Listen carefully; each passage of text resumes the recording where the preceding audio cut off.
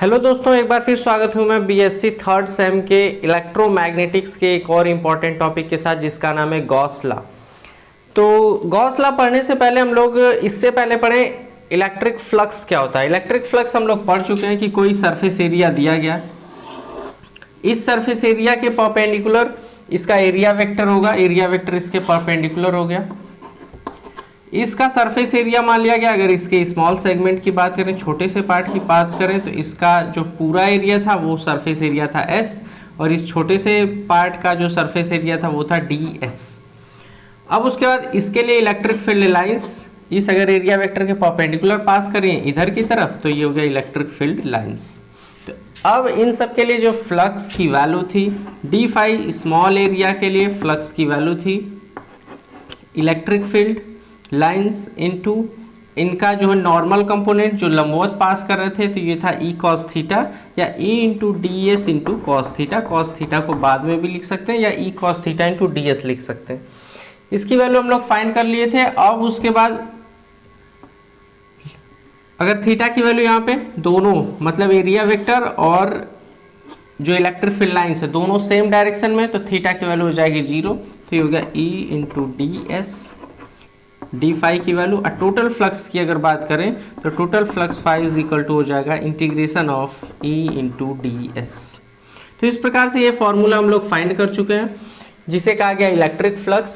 अब Gauss law में इसी इलेक्ट्रिक फ्लक्स को फाइंड करने के लिए आसान तरीका बताया गया। इसमें कहा गया कि कोई अगर इनक्लोज्ड सरफेस है, मान लिया गया कोई 3D सरफेस इस प्रकार से, तो इसमें जितना भी इसका जितना भी फ्लक्स होगा, इसका जो फ्लक्स होगा वो क्या होगा, वो इसमें जितने भी इनक्लोज्ड चार्ज हैं, मान लिया गया इसमें जो इनक्लोज्ड चार्ज है वो क्यू है, तो जो इसका फ्लक्स होगा flux phi is equal to हो जाएगा total enclosed charge upon absolute permittivity of free space. पूरा सिस्टम रखा गया वैक्यूम में या फिर फ्री स्पेस में।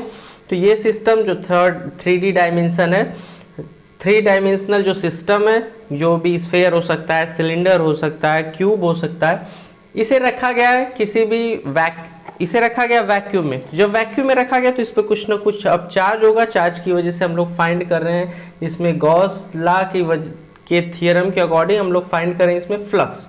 तो इसमें गॉस लॉ में क्या कहा गया कि कोई अगर सिस्टम है तो उस पर जितना भी उस सिस्टम से इनक्लोज्ड चार्ज होगा उसको अगर एब्सोल्यूट परमिटिविटी से डिवाइड कर दिया जाए तो जो वैल्यू आती है वही होगी फ्लक्स की वैल्यू।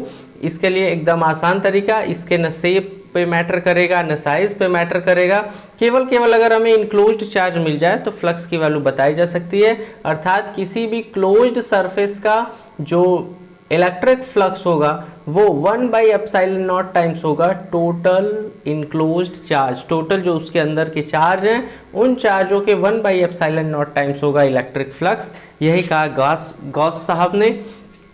इस बात को अगर लिखना हो, हाँ, तो फ्लक्स गॉस के अकॉर्डिंग क्या हो गया, नेट फ्लक्स जो है या टोटल इनक्लोज्ड फ्लक्स जो है वो क्या हो गया 1/ε0 times of total enclosed charge.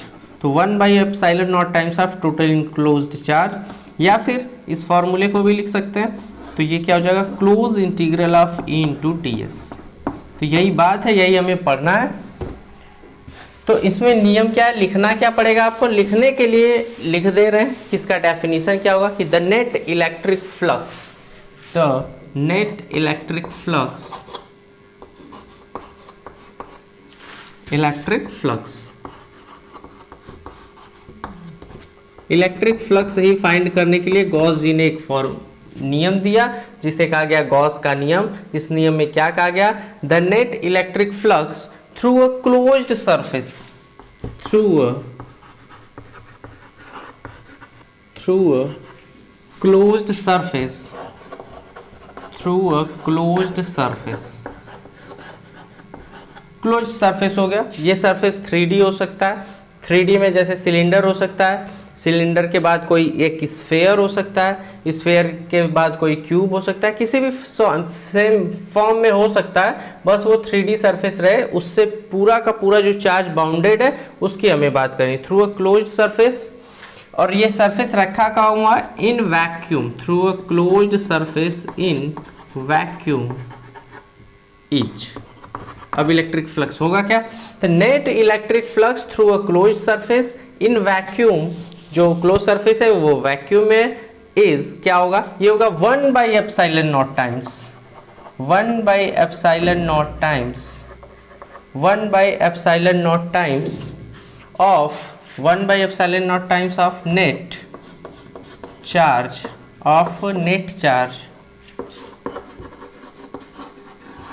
enclosed by surface enclosed by surface enclosed by surface enclosed by surface। अब उसके बाद तो क्या हो जाएगा, टोटल जो या फिर नेट जो फ्लक्स है फाई नेट से रिप्रेजेंट करें तो इसे लिख सकते हैं फाई नेट। तो नेट इनक्लोज्ड या नेट फ्लक्स जो है, net electric flux of enclosed surface कितना होगा, ये होगा 1/ε0 टाइम्स किसके 1/ε0 times total charge enclosed by surface. तो टोटल चार्ज जो भी सरफेस इनक्लोज करेगा उस चार्ज के 1/ε0 टाइम्स वैल्यू होगी इलेक्ट्रिक फ्लक्स की। या फिर इसे इंटीग्रल फॉर्म में लिखें तो इस प्रकार से लिख सकते हैं, ये सरफेस इंटीग्रल है, क्लोज सरफेस है, इस प्रकार से बना लिया क्लोज सरफेस का इंटीग्रल, ये हो गया E/ds।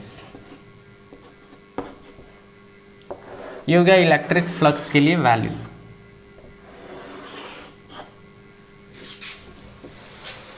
गॉस के नियम के अनुसार।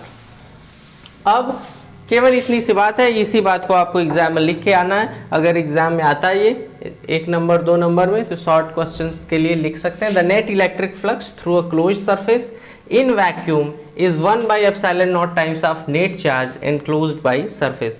या दूसरा डेफिनेशन भी लिख सकते हैं, चार्ज और absolute permittivity of free space, इन दोनों का जो रेशियो होता है वही होता है इलेक्ट्रिक फ्लक्स की वैल्यू, और यही है गॉस लॉ। तो चार्ज 1/ε0 टाइम्स इंटू क्यू, तो ये Q/ε0 हो गया, मतलब चार्ज और absolute permittivity of free space, इन दोनों का जो रेशियो होता है वही होता है इलेक्ट्रिक फ्लक्स, किसके नियम के अनुसार, गॉस के नियम के अनुसार। अब इसके प्रूफ की बात करते हैं। प्रूफ क्या है, इसे मैथमेटिकल बस चेक किया जाएगा कि ये सही है या गलत है, इसकी वैल्यू कितनी आती है। तो लिख दें अगर मैथमेटिकल प्रूफ या केवल प्रूफ लिख दें तो ये होगा क्या, मान लिया गया कोई एक स्फेयर है, मान लिया गया कोई एक स्फेयर, स्फेयर को यहां बना दे रहे हैं, ये बना लिया गया कोई एक स्फेयर, स्फेयर है 3D शेप में है, ये इसका हो गया सेंटर।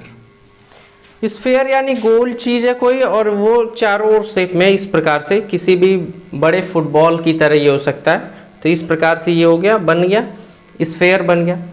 अब इस स्फेयर को, स्फेयर का एरिया तो बहुत ज़्यादा है, तो बहुत ज़्यादा एरिया के लिए हम लोग फाइंड करने के लिए इसे सबसे पहले स्मॉल एलिमेंट्री एरियाज में डिवाइड कर लिया जाएगा, छोटे छोटे एरियाज में डिवाइड कर लिया गया। यहाँ पे भी इसी प्रकार से यहाँ पे भी बना सकते हैं, यहाँ पे भी छोटे छोटे एरियाज में डिवाइड कर लिया गया, जिसमें एक सेगमेंट का जो सरफेस एरिया है वो है ds, एक सेगमेंट का सरफेस एरिया हो गया ds।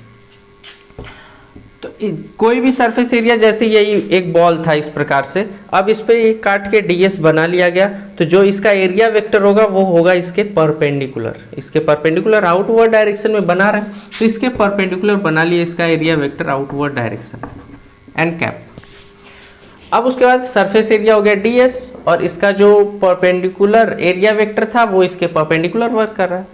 अब इलेक्ट्रिक फील्ड लाइंस की बात करें तो अगर ये चार्ज, इसमें Q चार्ज है, तो Q चार्ज की वजह से बाहर की ओर इलेक्ट्रिक फील्ड लाइंस वर्क करेंगी, ये हो गया E। तो एरिया वेक्टर और इलेक्ट्रिक फील्ड लाइंस दोनों के बीच का जो एंगल है वो एंगल हो गया 0। तो अगर वो एंगल 0 हो गया तो हमारे पास जो फॉर्मूला था फ्लक्स का d phi is equal to, जो फ्लक्स का फॉर्मूला था वो क्या था, electric field lines into ds area, या फिर एरिया को dA से लिखें या ds से लिखें, सरफेस एरिया तो ds लिख लिए, केवल एरिया लिखना होता है तो dA भी लिख सकते हैं। तो ये हो गया इलेक्ट्रिक फील्ड लाइंस या electric field intensity ds, small segment का सरफेस एरिया इनटू होता है ये cos theta, into cos theta. तो cos थीटा की वैल्यू की बात करें, अगर इलेक्ट्रिक फील्ड लाइंस इधर जा रही होती तो थीटा की कुछ वैल्यू होती, या इधर भी जा रही होती तो थीटा की कुछ वैल्यू होती, लेकिन इलेक्ट्रिक फील्ड लाइंस जो है वो एरिया वेक्टर के ही डायरेक्शन में मूव कर रही हैं, इसलिए जैसे एरिया वेक्टर ये बनाया गया इधर की ओर और इलेक्ट्रिक फील्ड लाइंस भी इसी पर से निकल रही हैं बाहर, तो दोनों के बीच जो एंगल है वो हो गया 0। तो कॉस थीटा की वैल्यू मतलब कॉस थीटा है और थीटा की वैल्यू हो गई 0। थीटा की वैल्यू इस कंडीशन में हो गई 0, तो थीटा की वैल्यू अगर 0 हो गई तो लिख सकते हैं इसे E dot D S cos 0, और कॉस 0 की वैल्यू होती है 1। तो कॉस 0 की वैल्यू अगर 1 हो गई तो ये हो गया D phi is equal to E into D S. अब अगर नेट फ्लक्स की बात करें, जो टोटल इससे जुड़ा हुआ फ्लक्स होगा उसकी बात करें, तो लिख सकते हैं नेट फ्लक्स। नेट फ्लक्स कितना हो जाएगा, इसका इंटीग्रेशन करें तो डी फाई का इंटीग्रेशन हो गया फाई नेट भी लिख सकते हैं, net flux is equal to phi net is equal to, अब इसका करना पड़ेगा integration close integration E into D S, इतनी वैल्यू हो गई। अब अगर इसे सॉल्व कर लिया जाए तो हमें यही मिल जाएगा नेट फ्लक्स की वैल्यू। अब नेट फ्लक्स फाइंड करने के लिए हमें इलेक्ट्रिक फील्ड इंटेंसिटी चाहिए। इलेक्ट्रिक फील्ड इंटेंसिटी का जो फॉर्मूला होता था, अगर इसे रिकॉल करें तो इज इक्वल टू होता था एफ बाई क्यू। अगर इसे वेक्टर फॉर्म में न लिखें तो केवल था is equal to F by Q. F था दो चार्जेस के बीच का लगने वाला इलेक्ट्रोस्टैटिक फोर्स। तो इलेक्ट्रोस्टैटिक फोर्स के लिए हम लोग फॉर्मूला पढ़े थे कुलम्स लॉ के according 1/4 pi epsilon not into Q1 Q2 by R square. Q1 first charge Q हो गया और दूसरा Q2 चार्ज यहाँ पे जो प्लेस है Q नॉट था, तो ये था F बाई Q नॉट से Q nought Q into Q nought by R square दोनों चार्जेस के बीच का डिस्टेंस था, इसका रेडियस स्मॉल r ये कंसीडर कर लिए। तो फोर्स की वैल्यू होती थी 1/4 pi epsilon nought Q into Q nought by R square, upon में था Q नॉट, तो Q नॉट से Q नॉट कट गया था। जो इलेक्ट्रिक फील्ड इंटेंसिटी की वैल्यू आई थी वो आई थी 1/4 pi epsilon nought Q by R square. तो इलेक्ट्रिक फील्ड इंटेंसिटी के लिए अगर आप नहीं इसे देखें तो प्रीवियस वीडियो में इसमें इलेक्ट्रिक फोर्स और इलेक्ट्रिक फील्ड और इलेक्ट्रिक फील्ड इंटेंसिटी दोनों का प्रूफ है, पूरा उस बात को अच्छे से उस लेक्चर में समझाया गया, उससे आप देख लें। तो इलेक्ट्रिक फील्ड इंटेंसिटी ये का फॉर्मूला क्या होगा, इलेक्ट्रिक फील्ड इंटेंसिटी ई की वैल्यू अगर फाइंड करें, इसके मैग्नीट्यूड की वैल्यू की बात करें, केवल मैग्नीट्यूड डायरेक्शन की बात नहीं करें, वेक्टर फॉर्म में नहीं लिख रहे। तो ये हो गया कोई चार्ज, इनक्लोज्ड चार्ज। अब उसके बाद स्फेयर की बात करें तो स्फेयर का जो रेडियस है वो हो गया r, और फिर उसके बाद इलेक्ट्रिक फील्ड इंटेंसिटी की बात करें इसके लिए तो ये हम लोग पहले से पढ़ चुके हैं 1/4 pi epsilon not into Q by R square, ये हो गया इलेक्ट्रिक फील्ड इंटेंसिटी। तो E की वैल्यू तो हमें पता ही है, E की वैल्यू हो गई E। अब हमें क्लोज इंटीग्रल करना होगा ds का। अब ds यानी ये स्फेयर था, स्फेयर के छोटे से पार्ट को ds माना गया। इसे क्या किया गया कि ds बहुत सारे पार्ट्स में डिवाइड करके दिया गया, इसका डिफरेंशियल कर दिया गया। अब ds का जब इंटीग्रल करेंगे मतलब सब छोटे छोटे सेगमेंट्स को जो किनारे पे भी हैं, जो सामने की ओर भी हैं, जो छोटा छोटा एरिया एलिमेंट्री एरिया बनाया गया, सबका अगर इंटीग्रेट करें, सबको अगर मिला दें तो पूरा का पूरा इस सरफेस एरिया मिल जाएगा। और सरफेस एरिया किसका, surface area of sphere. Surface area of sphere होता है 4 पाई आर स्क्वायर। तो net flux phi net is equal to हो गया ई इंटू सरफेस एरिया की वैल्यू होगी 4 pi are square total surface area. E की value भी हमें पता है और इसकी वैल्यू हमें 4 पाई आर स्क्वायर मिल गई। तो अगर दोनों वैल्यूज प्लेस करें तो प्रूफ तो यहाँ से चालू हो गया, प्रूफ हेडिंग ही यही लिख दे रहे हैं। बस कुछ बातें बची थी, कुछ बातें ये बची थी कि कोई एक चार्ज है जो स्फेयर पे डिस्ट्रीब्यूटेड है, स्फेयर पे जो चार्ज है टोटल चार्ज Q है। अब उसके बाद इसमें से स्मॉल सेगमेंट काट लिया गया या पूरे सरफेस एरिया को छोटे छोटे सरफेस एरियाज में एलिमेंट्री एरियाज में डिवाइड कर दिया गया ds, जिसमें एक की वैल्यू जो है, एक का जो सरफेस एरिया वो है ds। उसके बाद जो एरिया वेक्टर है इसका वो है n कैप, इसी डायरेक्शन में इलेक्ट्रिक फील्ड लाइंस वर्क कर रही हैं तो थीटा की वैल्यू हो गई 0। उसके बाद ये फॉर्मूला लिखते हुए ये E into 4 pi are square तक आ गए हम। तो net flux phi net is equal to क्या हो जाएगा। अब अगर इसकी वैल्यू की बात करें तो ये हो गया ई की वैल्यू, ई की वैल्यू हमें पता है पहले से ही 1/4 pi epsilon not into Q/r², ई की वैल्यू हो गई इंटू इंटीग्रल, सरफेस इंटीग्रल करने के बाद ds जो सरफेस, पूरे सरफेस की वैल्यू, तो पूरा सरफेस जो स्फेयर का होगा वो होगा 4πr², ये भी वैल्यू आ गई है 4πr²। अब अगर देखें तो 4π से ये 4π कैंसिल हुआ और r² से ये r² कैंसिल हुआ, तो क्या हुआ value phi net is equal to Q by, यहाँ से बचा एप्सिलॉन नॉट। तो जो फ्लक्स की वैल्यू मिल के आ रही है हमें वो मिल रही है Q/ε0, मतलब जो नेट फ्लक्स होगा वो कितना होगा 1/ε0 टाइम्स ऑफ इनक्लोज्ड चार्ज। जो भी इस स्फेयर के अंदर चार्ज है अगर उसे 1/ε0 टाइम से मल्टीप्लाई कर दिया जाए तो जो वैल्यू आएगी वही होगी फ्लक्स की वैल्यू। यही गॉस साहब ने कहा, अर्थात ये मैथमेटिकली यहाँ से प्रूव भी हो गई ये बात कि जो इन्होंने बात कही ये सही कही। अब अगर इस स्फेयर के साइज को बढ़ा दिया जाए, इस स्फेयर का साइज r की जगह अगर 2r कर दिया जाए तो यहाँ हो जाएगा 2r², 4π 2r², यहाँ पे भी हो जाएगा 2r²।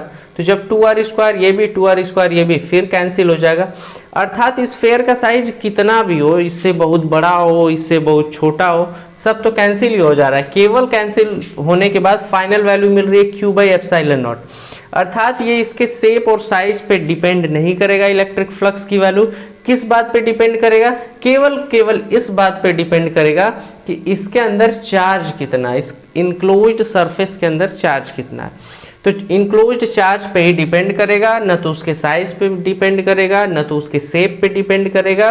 तो फ्लक्स की वैल्यू हो जाएगी Q/ε0 और केवल ये इनक्लोज्ड चार्ज पे ही डिपेंड करेगा, न तो इसके शेप पे डिपेंड करेगा न तो इसके साइज पे। इससे बड़ा स्फेयर भी ले सकते हैं, छोटा स्फेयर भी ले सकते हैं, इलेक्ट्रिक फ्लक्स की वैल्यू वही रहेगी। हाँ, बस ये चार्ज पे डिपेंड करेगा, चार्ज इनक्लोज्ड बाय सरफेस। अगर चार्ज जो सरफेस के अंदर है केवल वही मैटर करेंगे, अगर इस स्फेयर के बाहर चार्ज होते तो उनसे भी इस पे कोई इफेक्ट नहीं पड़ता। केवल उन चार्जेस को ही कंसीडर किया जाएगा जो इस स्फेयर, जो इस शेप के अंदर रहेंगे। इसके बाद एक और टॉपिक हमें आएगा जो गॉस लॉ का है। गॉस लॉ हम लोग समझ गए कि किसी भी इलेक्ट्रिक फ्लक्स की वैल्यू अगर कैलकुलेट करनी है किसी सिस्टम के लिए, इनक्लोज्ड चार्ज के लिए, तो इलेक्ट्रिक फ्लक्स की वैल्यू हो जाएगी 1/ε0 टाइम्स ऑफ टोटल चार्ज। और अगर प्रूफ करना है तो ये बात लिख के कि कंसीडर कर लिया गया कोई एक स्फेयर, इसमें चार्ज Q इनक्लोज्ड है, इसके सरफेस को छोटे छोटे पार्ट्स में डिवाइड कर दिए, डिवाइड करने के बाद फ्लक्स की वैल्यू फाइंड किए। स्मॉल एलिमेंट्री एरिया के लिए अगर फाइंड करें तो d∅ होगा, टोटल के लिए फाइंड करना होगा तो इसका करना पड़ेगा इंटीग्रेशन। इंटीग्रेट करके हमें जो वैल्यू मिली वो वही वैल्यू मिली 1/ε0 टाइम्स इंटू Q। अब हमें पढ़ना है इसका एप्लीकेशंस ऑफ गॉस लॉ। तो मिलते हैं दोस्तों अगले वीडियो में। Thanks for watching.